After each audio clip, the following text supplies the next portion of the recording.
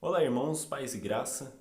Eu vou trazer alguns vídeos rápidos, assim como esse, explicando com o objetivo de alguns pontos que está causando uma separação de ideia e posição entre os irmãos. O primeiro tópico a ser tomado é sobre a lei e a graça. A lei, dentro dela as boas obras, e a graça, dentro dela a fé. Uns colocam base em um e base em outro, que fala que um que está certo e outro está errado, que um anula o outro. A minha posição é nenhum e nem o outro. Nenhum está certo, nem o outro também, porque os dois são metade de um só. Vamos por partes, começando pela lei. Lembrando, existe uma diferença entre lei de Moisés e lei de Deus. A lei de Moisés ela é encontrada ali no início, em Deuteronômio, Levíticos, que ela até se repete bastante, se torna até um pouco massiva ao ler. Ela é dito, se você emprestar um boi a um amigo de você e ele morrer em serviço, você vai ter que pagar esse boi, mais um novilho.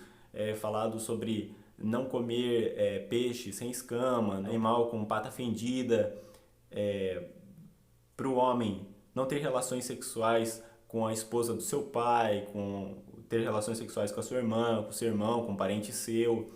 Uma mais direta dentro desse tema seria a permissão do divórcio, que é discutido entre os fariseus estão debatendo com Jesus Cristo sobre isso, a fim de acusá-lo, né, se ele errasse alguma coisa perante a lei, que eles estão falando sobre a permissão que Moisés dá ao divórcio, e Jesus Cristo fala que é por causa da dureza do coração do homem, por isso Moisés permitiu a separação, mas porém desde o início não foi assim, que é a vontade de Deus não é assim.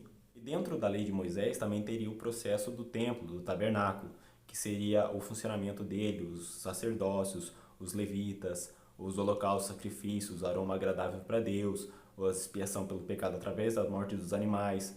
Então tudo isso daí é uma explicação como uma parábola, falando de coisas representando outras coisas. Então, voltando para a lei de Moisés, na essência dela, o que ela representa seria fazer o bem e não o mal, o próximo e a si mesmo.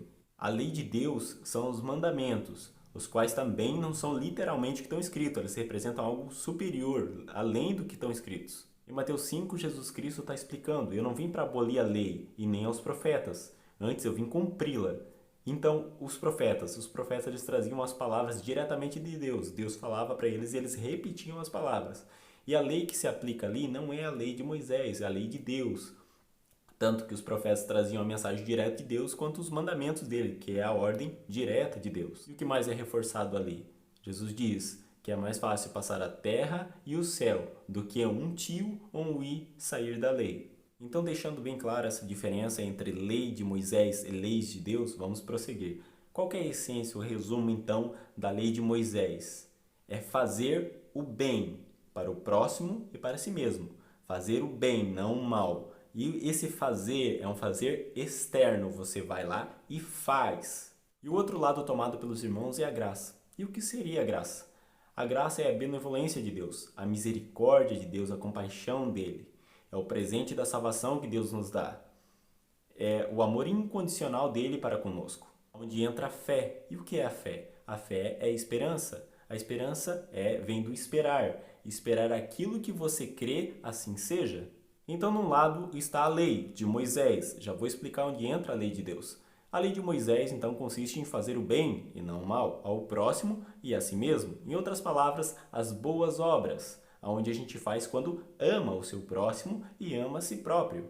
No outro lado está a graça, aonde vem a fé, a crença, a esperança, que as boas obras, então, trabalham no externo e a fé, a crença, trabalha no interno. Então a gente percebe uma semelhança aqui com a lei de Deus. Em Marcos 12, o nosso Senhor Jesus Cristo então está respondendo ao teste que os fariseus estão fazendo com ele. E eles perguntam qual que é o maior de todos os mandamentos. Percebam que eles estão falando da lei de Deus. Qual que é o maior de todos os mandamentos? Amar a Deus sobre todas as coisas, com todo o teu coração, com todas as tuas forças, com todo o teu entendimento. O segundo, semelhante então ao primeiro, é amar o próximo como a si mesmo. Entenderam a conexão? Então, uma parte da lei de Deus, que são os mandamentos, envolve fé, crença e esperança. E a outra parte da lei de Deus, dos mandamentos, É amar ao próximo e a si mesmo, fazer o bem ao próximo e a si mesmo. Em resumo, as boas obras.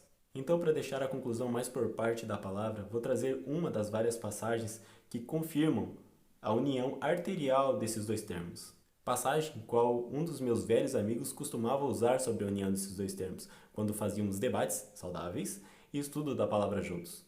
A passagem que ele costumava usar era Tiago 2, que diz que a fé sem as obras ela é morta em si mesma.